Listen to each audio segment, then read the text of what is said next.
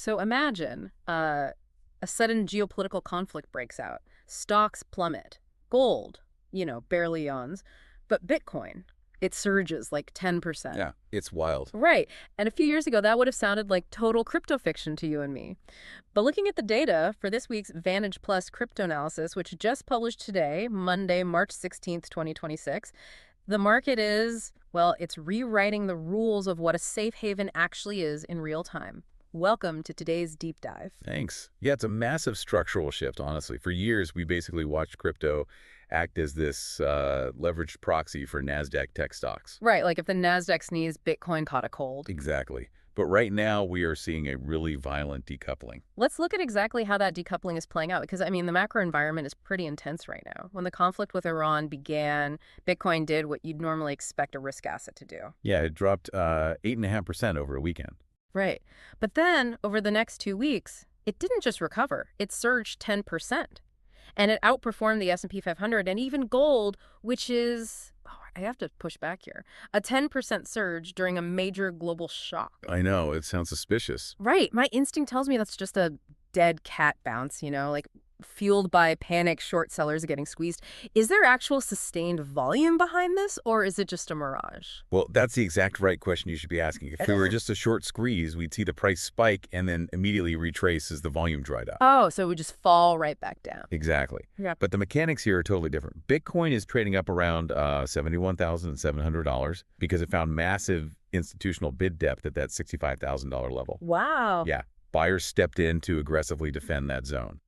The real test of this decoupling, though, is the $74,000 resistance level. Right, that $74,000 ceiling. But why is that specific number such a brick wall? Because, well, from March through October of 2024, that was a massive distribution zone.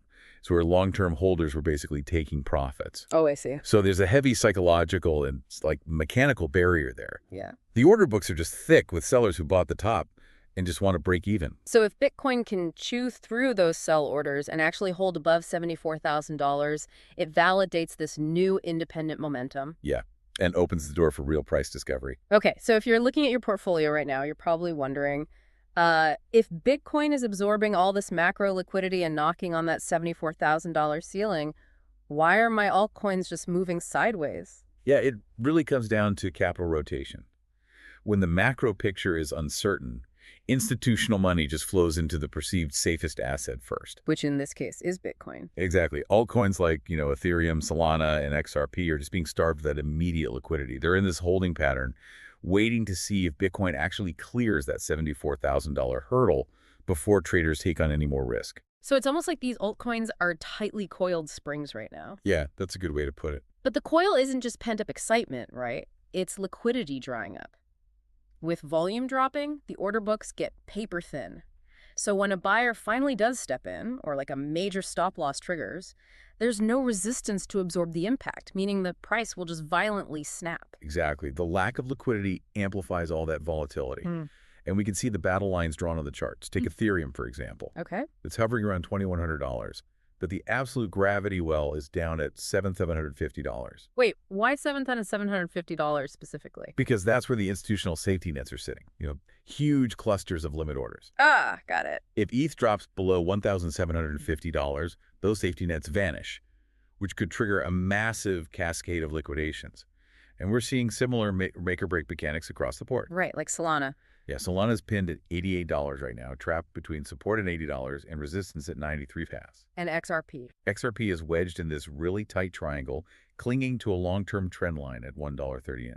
Okay, so instead of just blindly tracking Bitcoin's every tick, the broader market is explicitly waiting for a signal. Defend a $750 for ETH, hold $80 for Solana, keep XRP above $1.30. Yeah, those aren't just arbitrary chart lines. Right. They are the exact borders separating a continuation of this positive independent momentum from, well, a bearish slide. Precisely. If those support floors give out because capital refuses to rotate out of Bitcoin, that coiled spring snaps downward. Ouch. But if Bitcoin breaks its ceiling, that liquidity just floods down into the altcoin order books. Which leaves us with something pretty wild to think about.